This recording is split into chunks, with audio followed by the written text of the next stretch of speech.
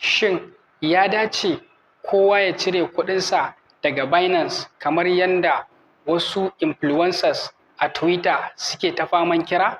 Menene dalilin da ya sanya wasu daga cikin crypto influencers musamman a Twitter suke ta yada jita-jita akan Binance da kuma ba da shawarwari ga mutanen da suke da kuɗi a Binance da su gaggawar cirewa?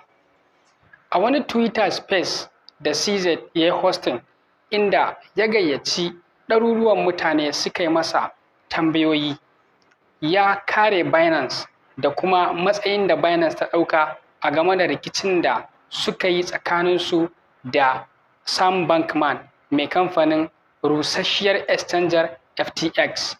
CZ ya ɗora alhakin wannan jita-jita da ake yadawa a game da Binance da kuma fear, doubt da uncertainty da crypto influencers na Twitter suke yadawa da cewar Sam Bankman ne yake ɗaukar nauyinsu ta ƙarƙashin ƙasa. CZ da kanshi ya bayyana cewar alal aƙalla cikin awanni 24 da suka gabata, Binance ta ga an yi withdraw ɗin kuɗin da ya kai dala Amurka biliyan 6. Sai dai CZ ya ce wannan ba wani sabon abu bane a wajensu, domin ko a lokacin da aka samu crisis na Luna da kuma lokacin da FTX ɗin da kanta ta ruguje, to sun ga an yi withdraw ɗin sama da dala Amurka biliyan 7.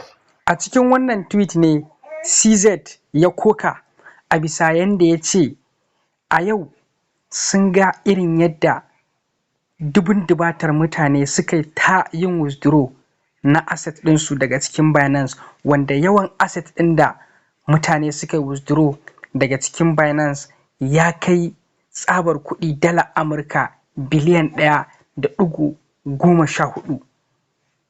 Ga abin da CZ yake cewa, ya ce we saw some withdrawals today.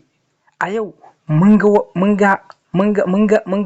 withdraw mai yawa da aka yi, net 1.14 billion, wanda yawan darajarsa ya kai dala Amurka biliyan 14. Ya ce we have seen this before. Dama mun saba ganin haka. Some days we have net withdrawals. So saboda haka muna da isasshen kuɗi da kowane mutum zai iya withdraw ɗin abin shi. Ya ce some days we have net deposits. Ya ce wata rana kuma mukan ga deposit mai tarin yawa. Business as usual for us. Ya ce wannan business ne a wajenmu kamar ko da yaushe. Ya ce I actually think it is a good idea to test withdrawals on its sake on rotating basis. Kai ina ganin ma idea ne mai kyau, tunani ne mai kyau, mutane su ringa jaraba fitar da asset ɗinsu ko kuma su ringa jaraba fitar da asset mai yawa a lokaci guda daga wallet, daga centralized exchanger domin gwajin lafiyar wannan exchanger ko kuma tabbatar da cewar lallai wannan exchanger tana nan rike da kuɗaɗensu ta yadda a duk lokacin da suka buƙaci za su yi withdraw za su iya. CZ ya yi wannan bayanin ne a sakamakon yadda wani mai amfani da Binance ɗin mai suna Box Mining yake cewa I do have to say props to Binance. Yake cewa dole ne in jinjina wa Binance. Did 10 transactions all handled within 1 hour. Ya ce ya yi transactions guda 10, ma'ana ya yi withdraw na asset ɗin shi sau 10 kenan, adadin kuɗi mabambanta, kuma ya ce dukkanin withdraw ɗin sun fita cikin awa 1 kacal. To shi ne dalilin da ya sa CZ ya yi retweeting na wannan posting ɗin nashi ya kuma yi ƙarin bayani a kai. Wannan ko na zuwa ne a daidai lokacin da ake ta saka wa Binance pressure, ake ta yaɗa jita-jita a Twitter da Telegram da Discord da sauran social media platforms masu ƙarfi cewar a gwada cire kuɗi daga Binance domin a tabbatar da cewar wannan asset ɗin da suke ikirarin cewa suna da shi a collateral haka yake, sannan kuma da kuma nuna cewar akwai fargaba na za a iya kama CZ domin tuhumarsa a bisa zarge-zargen halasta kuɗaɗen haramun wanda hukumomin Amurka aka ce za su yi, kamar yadda jaridar Reuters da kuma CoinDesk suka wallafa. Zargin da CZ ya yi watsi da shi, ya ce labari ne na ƙanzon kurege, babu wannan magana. A nan ƙasa kuma kaɗan ga abin da CZ ɗin ya ƙara da cewa, ya ce it cost some network fees to run this. Ya ce withdraw da mutane suke yawan yi yana ɗan ja musu kuɗi su kankin kansu, ma'ana yana ja musu wata ɗawainiya. Ya ce but keeps the industry healthy. Ya ce amma hakan babbar dabara ce domin yana ƙara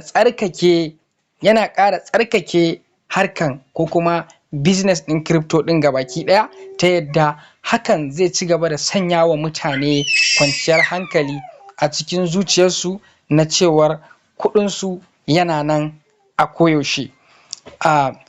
Ga kuma inda CZ ɗin yake ƙara faɗin wata magana, ya ce if an exchange holds users assets as is, ya ce idan har exchanger tana riƙe da kadarorin mutane ko kuma asset ɗin mutane ko dukiyar mutane yadda ya kamata, no amount of other people's tweet cause problems. Ya ce babu wani